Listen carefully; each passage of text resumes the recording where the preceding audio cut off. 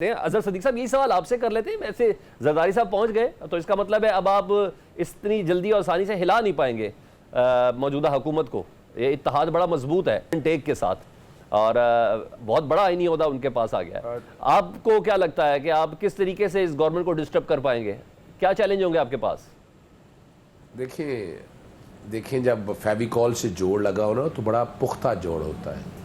हर एक को पता है कि सारे काम के पीछे एस्टैब्लिशमेंट है और एस्टैब्लिशमेंट जोड़ के रख रही है, इसमें तो कोई डाउट नहीं है, कोई दूसरी राय नहीं, हर एक को अंदाज़ा है इस बात का। और ये सारा जो कुछ भी किया गया ना, ये खिलाफ आइन और कानून किया गया है। यानी देखें ना, सदर को एक इंस्टॉल कर देना, अब सदर को जब आप इंस्टॉल कर देंगे उसके बाद उतारना है तो आर्टिकल 47 के तो इम्पीचमेंट करनी होगी। इम्पीचमेंट के लिए 2/3 अक्सरियत चाहिए और आप ये जानबूझ के, यानी देखें ना, पाकिस्तान तहरीक इंसाफ के साथ जितनी ज्यादती हैं, चले मैं नहीं दोहराता, झूठे पर्चे, तोशाखाना में सजाएं, साइफर में सजाएं, इद्दत का, फिर प्रोविडेंट फंडिंग, क्या क्या मैं कहूँ, तौहीन इलेक्शन कमीशन, उन सबको एक तरफ रख दिया जाए।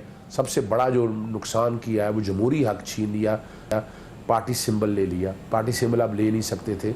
अगर इलेक्शन आपकी मर्जी के मंशा के मुताबिक नहीं हुए तो ज़्यादा से ज़्यादा आप क्या कर सकते थे? जुर्माना कर सकते थे।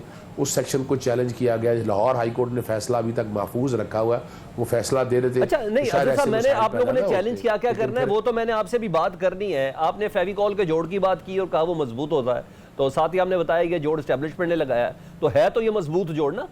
जरदारी साहब ऐवान सदर में है और शहबाज शरीफ वजीर आजम है। मुमकिन ही नहीं था शहबाज शरीफ साहब के बगैर आसिफ अली जरदारी साहब ऐवान सदर में होते। हाँ, आसिफ अली जरदारी साहब के बगैर शहबाज शरीफ का मुमकिन था, वो वजारत उज़्मा संभाल सकते थे।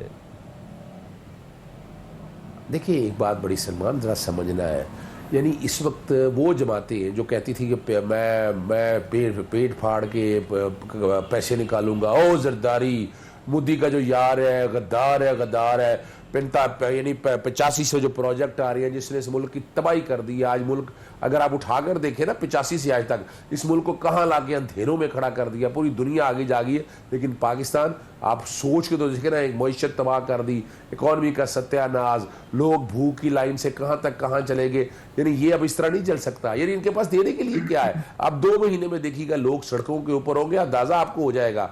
मैं जो बात कहना चाह रहा हूँ कि इस मुल्क में आइन तोड़ा जा रहा है, यानी जो मखसूस नशिस्तें थी ना, वो हमारा सड़कों पे कौन लेके आएगा लोगों को, ये बताएं ना अजहर साहब। आप लोग लेके आएंगे?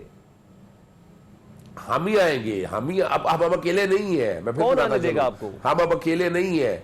देखिए वो कोई आने देगा या ना जाने देगा। अब फेविकोल का जोड़ बड़ा मजबूत है, वो तो अपनी जगह पर मौजूद है, लेकिन अब देखना ये है ना कि जो अगर हाथ में आपने ब्रश पकड़ा हुआ है और पॉलिश आपके पास चेरी ब्लॉसम है, तो फिर तो आप यही हाल कहेंगे ना।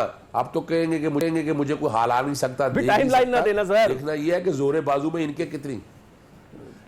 जोरे बाजू में कितनी कुव्वत है। देखना तो हमें ये है ना कि ये जो आकर क्या कहा करते थे, ये बहुत बड़ी, यानी जनरल बाजवा साहब के बारे में क्या बातें, जनरल फैज हमीद के बारे में क्या बातें, आज तो बात बहुत दूर तक चली जाएगी ना। मैं आता हूं ना अजहर साहब, मैंने आना है, आपने किस